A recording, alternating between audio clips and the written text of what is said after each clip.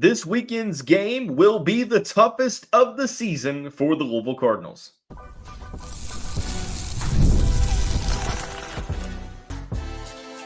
You are Locked On Louisville, your daily podcast on the Louisville Cardinals. Part of the Locked On Podcast Network, your team every day.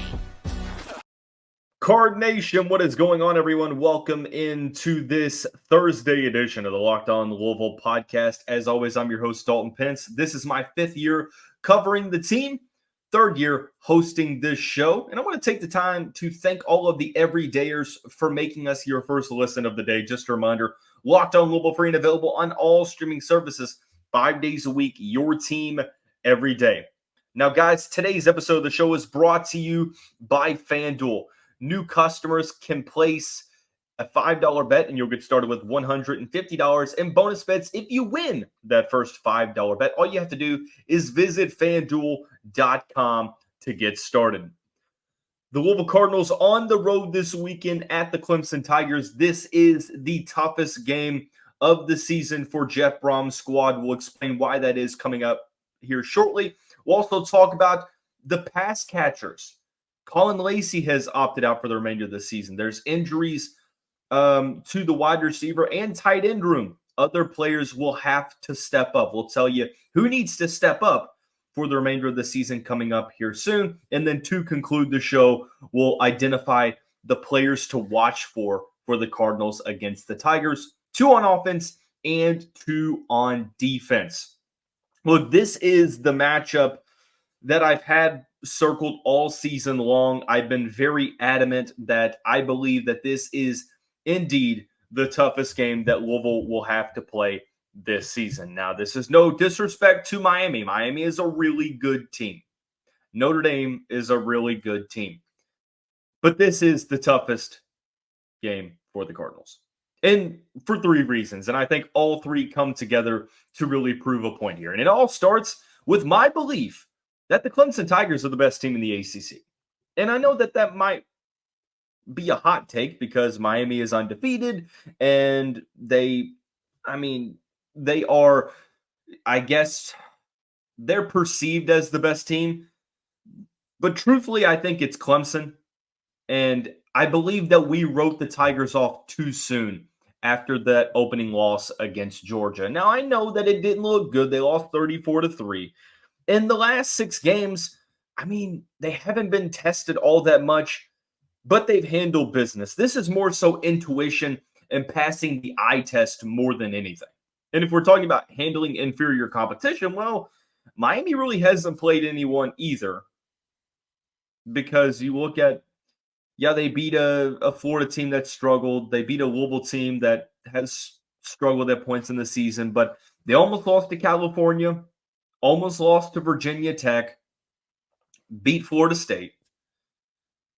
But for the most part, both of these teams really haven't played the most daunting schedule. So it's about the eye test. It's a matter of projection. Who do you think, number one, is better now and who's going to be better at the end of the season? I think both of those answers, it's the Clemson Tigers. I think that the Clemson Tigers are the best team in the conference. And I know that the last 6 games for them haven't been all that challenging, but they have averaged over 48 points per game in the 6 games since they played Georgia. And it all starts with how Cade Klubnik has turned things around. Now, I'll be quite honest, I was skeptical that I think he's a junior, if I'm not mistaken.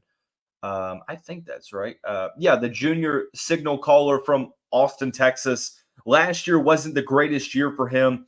This season, he's been able to turn things around. He's completing about 67% of his passes. He's not turning the ball over much. He's not getting sacked often. He has 20 touchdowns to 3 interceptions, and he's been much more effective on the ground. 41 carries for 227 yards and 4 rushing touchdowns, really proving to be, I think, one of the best quarterbacks in the ACC, definitely one of the best dual threats in the conference as well. So you have a quarterback with rising confidence. He's playing really well in a system under Garrett Riley, who I believe in as an offensive coordinator. You've got Phil Maffa at running back, and he's one of the better running backs in the conference. And then you have some younger pass catchers that it took some time for them to get going, but Antonio Williams has stepped up. Bryant Wesco, TJ Moore. You also have Jake Brenningstool has been an X factor for this team, the senior tight end from Brentwood, Tennessee. And then an offensive line that's kept Klubnik upright for the most part. He's only had 5 sacks this season. That's less than 1 per game. So the offense is continually getting better and better. And then you have a really solid defense with a good defensive line. The back seven has, I mean, they've had their ups and downs, but they've got a lot of talent in the secondary, and they've got a good linebacker core with Barrett Carter, Wade Woodaz as well. And then you also put in, I think it's Sammy Brown. Yeah, Sammy Brown. And they've got a pretty good team. I mean, we know Clemson, obviously. I think Dabo is a pretty good coach. And you have a really good offensive coordinator. We wrote this team off way too quickly after the Georgia loss. And I think that Clemson is the best team in the conference. And they've showed it. They haven't played a close game since the Georgia loss. Like, you can say, yeah, well, Miami hasn't played anybody, but they've also almost lost some of these games. I do think it would be a pretty good game if they played each other, but I think that Clemson is the better team. Even if you think that Miami is better, the next 2 reasons pushes this Clemson game to be the toughest on Louisville's schedule. And it starts with this being a road game. The Miami game was at home.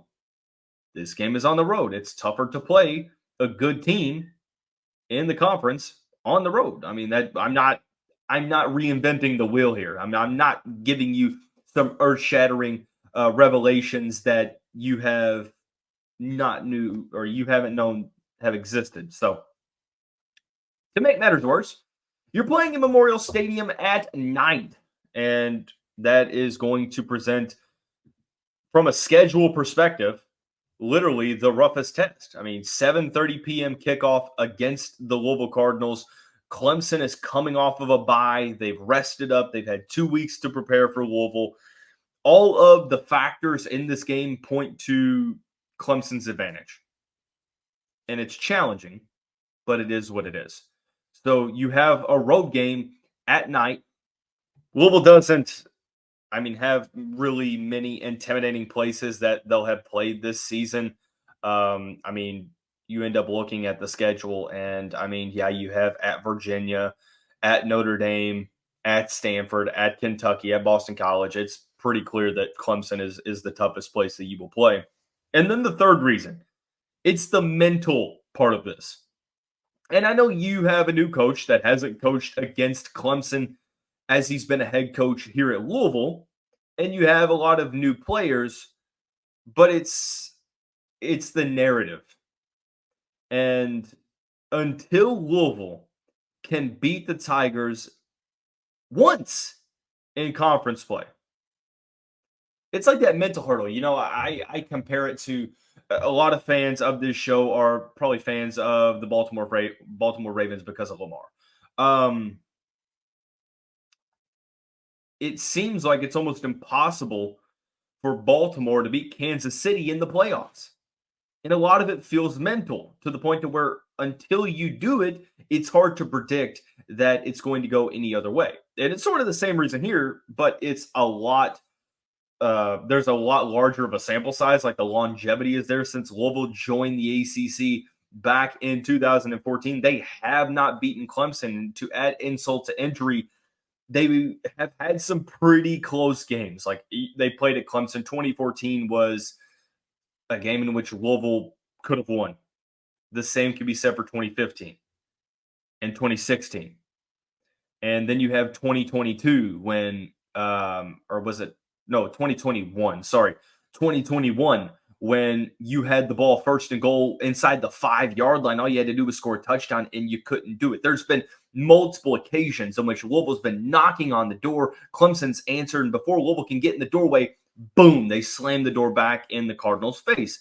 So the mental aspect of this, I feel like it might not necessarily hold as much weight with this year's team, but it does play a factor in determining what the toughest game is. And I think that this game in particular, because in my opinion, it's the best team in the ACC. And then it's a road game at night.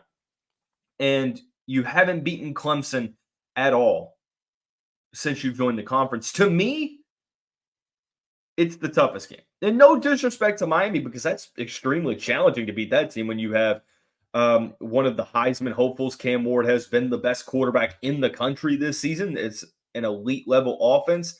But I do think that the Clemson defense definitely clears the Miami defense. And the Clemson offense really has been almost as good as Miami's offense. Since they lost to Georgia, they've scored over 48, or they've averaged over 48 points per game. This is an offense that is firing on all cylinders, and they're doing it running the ball. They're doing it throwing the ball. They're one of the best offenses in the country in expected points per play, per drive. I think they're averaging like 4 expected points per drive, that's wild. But nonetheless, really challenging game on the docket. It's the toughest game for the Cardinals. So you talk about what's at stake here. You have a chance to really, really turn things around and get a huge statement victory against a playoff possible team. So when we come back, we're going to sort of analyze a situation that's not been great, and that is the availability of pass catchers. Colin Lacey just opted out. And mix that with the injury issues that Louisville's had, and you're going to have players step up. Now, Nate Kariski stepped up last game, but who will it be this week? Will it be Chris Bell, Mark Redmond, Chris Hughes, Blue Hicks? We'll discuss coming up on the next segment of Locked On Louisville. And Cardinal fans, we've been having such a great time keeping it locked on right here at FanDuel all season. When you look at FanDuel, you'll see that the Cardinals are a 10.5-point underdog against the Clemson Tigers. I've already opted into a 25% parlay boost for this weekend's college football action. And if you needed any more incentive to join, well, new users, if you place a $5 bet and you win that $5 bet, no matter what the odds are, you get $150 in bonus bets. The FanDuel Sportsbook app gives you everything you need to place live bets on the NFL, college football, NBA, all in one place. I've already made a decent amount of money on a couple of NBA parlays. They do a great job with the odds boost. There are a couple for this Thursday slate of games on FanDuel.com. And once again, you'll get started with $150 in bonus bets if you win your first $5 bet. That's on FanDuel.com. Never waste a hunch and make every moment more with FanDuel, an official sportsbook partner of the NFL. Cardinal fans, thanks again for making us your first listen of the day. Just a reminder, Locked On Louisville is free and available on all streaming services 5 days a week, your team every day.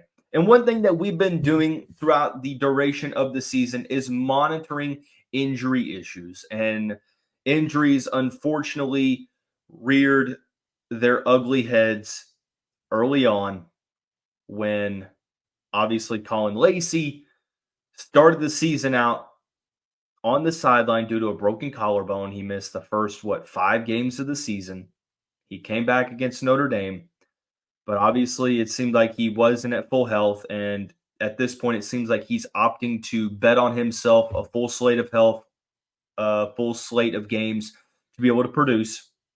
Still TBD on whether he's going to play for Louisville next season, but that's a conversation for a different day. No Colin Lacey for the remainder of the year. It makes it even more disadvantageous for the Cardinals when you consider that Jaden Thompson got injured early on in the season. He's out for the year. It was announced after the Miami game that Jamari Johnson, rising star tight end, would be out for the year with an ankle injury. We still don't know the status of Jimmy Callaway.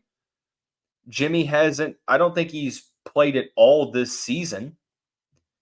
And we're just at a point to where we don't necessarily know the health and availability of Jimmy Callaway. And we know that Tyler Shough likes to spread the targets around, but you're starting to lose a lot of your depth at that spot, at the pass catcher spot, whether it's I'm considering wide receiver and tight end. So where does Louisville look? Well, obviously, Ja'Cory Brooks is quietly having one of the best seasons in college football that a wide receiver can have. He has been fantastic. He's showing out every single game. But you know what you're going to get from Ja'Cory Brooks. It's up to the rest of the committee to step forward and be able to rise up in the occasion. And I think it starts with two guys, one wide receiver and one tight end. I think Chris Bell needs to continue to be a player that Tyler Shough can rely on. Early in the season, he kind of started out slow. He had his season high in catches against Miami. He had 5 for 77, and he caught 2 for 15 against Boston College. I think Chris Bell needs to be a guy that Tyler Shough can rely on. He was a player that I felt like was going to break out coming into the season, and it's been an okay year. He has 345 receiving yards, which is getting close to his career high of 407, which I said that I believe he's going to get considerably more this year, and he definitely could, but I think Chris Bell needs to be a guy that steps up. And also Mark Redmond, and I don't think that Redmond has played a huge role in the receiving game this season, only 15 catches for 179 yards, but he does have 3 touchdowns.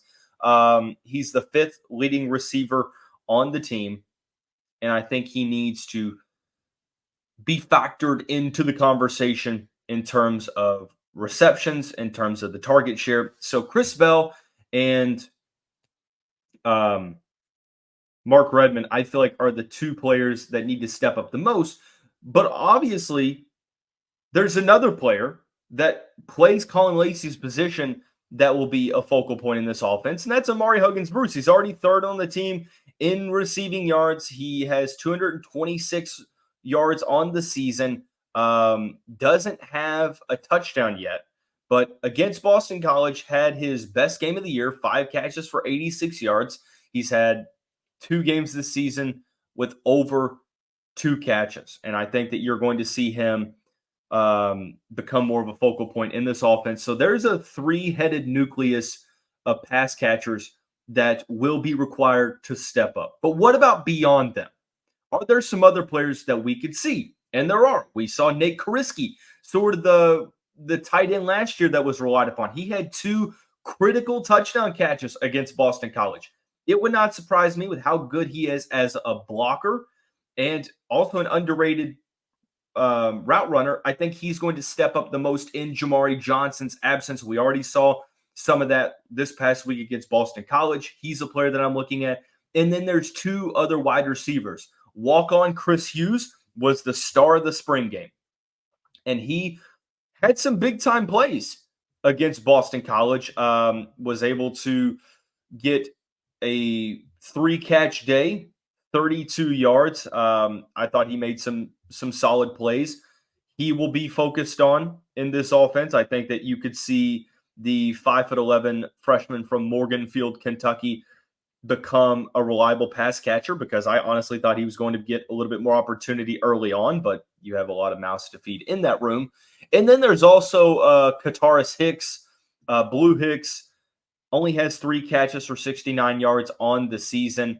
2 of those catches came in the first 2 games of the year, but he did catch a pass against Boston College. We saw him run more routes. The redshirt freshman from Miami is a speedster, and we could see some more targets go his way. So really, when you lose Colin Lacey, Jaden Thompson, Jamari Johnson, and at the moment, Jimmy Callaway, that's 4 players that were all predicted to play at the very least rotational snaps. More often than not, probably major roles, right? Well, now you have to go a little bit further down the depth chart. And you're going to have to focus more on utilizing tight end play. Like, I think Mark Redmond and Nate Kariski will get more opportunities. You might see increased target share to Ja'Cory Brooks, but I think you need Chris Bell, Chris Hughes, Kataris Hicks, and Amari Huggins-Bruce, those 4 receivers, to create enough separation to give Tyler Shough some options. And then, not to mention, I think you could also see Isaac Brown and Duke Watson coming out of the backfield and being more of a receiving threat than they have been in weeks past. It's going to be by committee. When you lose that many players, there's not going to be one player that steps up in their absence. It's got to be a by committee approach. But I'm really interested to see against this Clemson defense who's going to step up, because you know that the focal point is going to be to shut down Ja'Cory Brooks. Who will be able to step up in result of what Clemson's going to try to throw at Louisville? That'll be something we look forward to coming up on Saturday. Speaking of focal points, let's talk about the players to watch for against the Clemson Tigers. And at the risk of sounding lazy, all eyes are going to be on Tyler Shough. Coming up when we come back on this Thursday edition of Locked On Louisville. Cardinal fans having such a great year staying locked on 5 Hour Energy. Our friends over at 5 Hour Energy know that being a passionate football fan isn't just a hobby. It's a way of life. It takes a lot of energy to power through all-day tailgates, touchdown celebrations, or an agonizing second overtime, which is why they've created the Stand the Fan 5 Hour Energy Shot with a special flavor called Fan Fuel. The energy shot made just for super fans like us, the fans who are first in the parking lot and who are last to leave. Yes, that means that you don't leave right after Joker and the Thief in the fourth quarter. You know what else gave me a bit of Louisville fan fuel this week? The moment when I realized that this was the toughest game of the season. This is an opportunity for Jeff Brom to silence the haters, to silence the doubters, with a potential road win over the Clemson Tigers this weekend. 5 Hour Energy knows that no matter what team you root for, being a fan requires heart, soul, and a whole lot of energy. Whether you're into prepping for the big tailgate or ironing your jersey, your game day to-do list is always a mile long. That's why the limited edition Stand the Fan 5 Hour Energy Shot is here to keep you fueled through the season. What's your fan fuel this week? Whatever it is, do it with a 5 Hour Energy. Available on 5hourenergy.com, shipped nationwide. The Louisville Cardinals back in action this week, 7:30 kickoff on Saturday down in South Carolina on the road at Memorial Stadium against the 6-1 Clemson Tigers, number 11 in the AP poll. The Clemson Tigers are perfect 5-0 in conference play. Louisville, on the other hand, 5-3, 3-2 in conference play, looking to secure bowl eligibility as soon as Saturday. And for the Louisville Cardinals, it will be all hands on deck. Make no mistake about it. But there are some players that you will need to watch for. And like I mentioned right before the break, at the risk of sounding lazy, all eyes are on Tyler Shough. Because in a moment like this, in a matchup against a let's call it a top 10 team, because Clemson was top 10 before they dropped a spot during a bye week. So top 10, top 15 Clemson on the road. Offense is looking really good. It's a place you've never won. It's a team you've never beaten in conference play. It is a team that looks really good and has a good defense and plays in a tough atmosphere. Your quarterback needs to rise to the occasion. And in the big matchups this season, Tyler Shough has held his own. Look, the 6'5 signal caller has looked really good all season long, outside of maybe that first half against Boston College. He was really good against Miami, 31 of 51 with 4 touchdowns. He was 22 of 35 and 2 touchdowns against SMU, 24 of 41 and 3 touchdowns against Notre Dame. Like, this is a quarterback that has consistently answered the call and has stepped up to the plate. Now, this will be the toughest game of the schedule for the team and the toughest defense that Tyler Shough will have to go up against. He's going up against a defensive line that has a lot of talent. Yes, they are young and they're trying to get some things figured out, but this Clemson defensive line is absolutely scattered with talent. You look at some of the guys that they have, TJ Parker on the edge. You have DeMonte Capehart, Peyton Page on the interior, Peter Woods, Trey Williams, Jaheim Lawson. The list goes on. Some really good players. And then you have a good linebacker core that they're able to disguise some blitzes and make things tough. They cover sideline to sideline, and then a talented back part of the defense. RJ Mickens and Khalil Barnes are some really good safeties that tackle well in space. You have Avion Terrell, the most recent in the long list of Terrells that play defensive back at Clemson, and Jaden Lucas. I mean, the list goes on, y'all. This is a good defense with a lot of talent. Tyler Shough is going to have a really good game for Louisville to win. Like Miami, the way that you win this game is you score a lot of points. It's going to be a potential shootout. Like, I think Louisville bodes, their chances bode well, or they bode better in a shootout versus a low-scoring game. Because I think Clemson's going to score their points. Yes, this is the best team that they played since Georgia. But this Clemson team's going to score points. They're at home, and Louisville's defense has been shaky. So Tyler Shough is the first player to watch for. I also think whoever starts at right tackle is the second. Whoever plays the majority of snaps at right tackle, because one way to keep Tyler Shough successful in this game is to keep him upright. And right tackle has been a level of concern, a position of need throughout the season. And with the way that Clemson's able to get after the pass rusher, maybe the sacks don't necessarily prove it, but they do get pressure on the quarterback. I guess you could honestly go with the whole offensive line, but right tackle will definitely be a focal point for this offense. So Tyler Shough and right tackle will be the start, whether it's Jonathan Mendoza or whoever gets the majority of snaps there. At the defensive point, it is two players, both linebackers, TJ Quinn and Stanquan Clark. This is a really good Clemson offense. Obviously, it's going to be up to the linebacker core to get the Clemson Tigers, or to prevent the Clemson Tigers from making something out of nothing. Now, obviously, Phil Maffa, really good running back. He's averaging 6.5 yards per carry, and he's got 6 touchdowns on the season, 682 yards. When his number is called, he's been very efficient, to no one's surprise. Like, he's a really, really good running back. And we've known this for a while. And he's a player that utilizes a ton of size. I mean, he is 6'1", 230 pounds. He played a lot of ACC snaps.